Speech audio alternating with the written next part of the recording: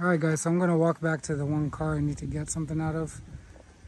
The first Cadillac that I saw that came across is actually the one that has a piece I'm going to try and parcel out. But I just wanted to do a walkthrough and show you guys.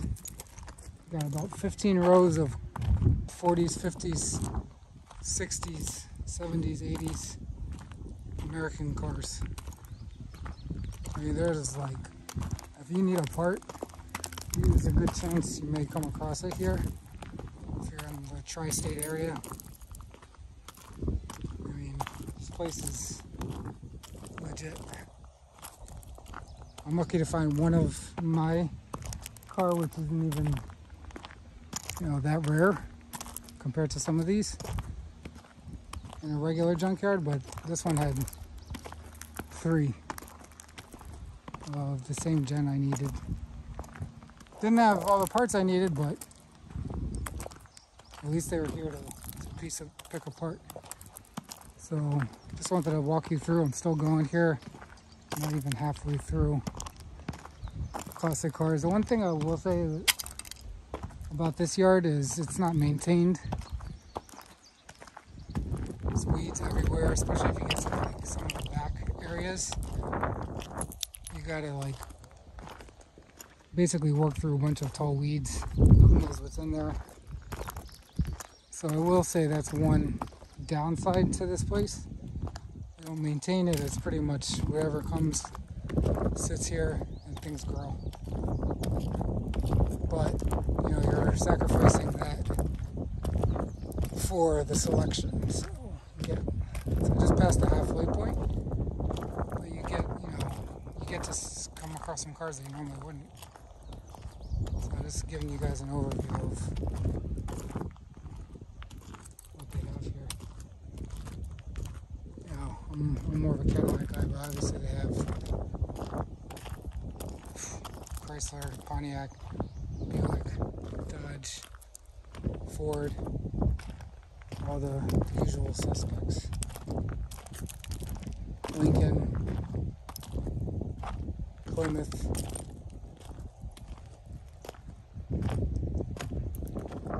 I mean, it's pretty significant, the collection they have here. Pontiac.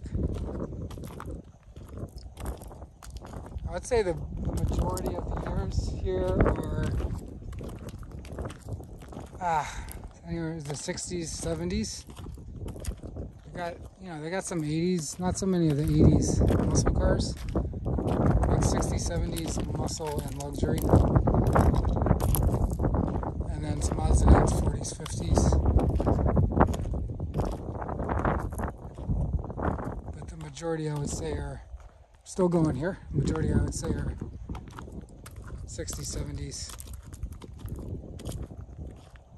models. So if you come, my suggestion would be bring a drink if you're coming during the spring or summer because there's no cover. Bring obviously your tools. Bring like a towel or something to keep you dry if you tend to sweat. Bring your box, bring your bag. Because you'll probably be here for a good amount of time just trying to find instances of the make and model you need. And you're bound to find at least one, if not 2 or 3. Like I noticed here, the late 60s, early 70s Cadillacs were common. More so than the late 70s ones that I needed. So I don't know if they target that particular era, but they had about 6 or 7 of those, which was interesting. And a lot of like I said, a lot of the parts got dents. A lot of the interiors parted out already, but I found a lot of them had intact glass, either rear, front, or both.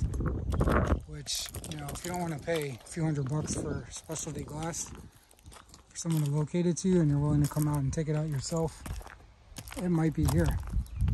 I needed one for the rear. I paid like $200 for it. I could have, if I knew about this place beforehand, I could have found two of them here.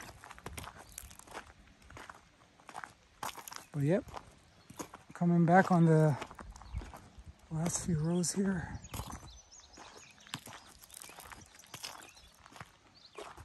So over here you can see towards where I'm heading, it gets pretty weeded. So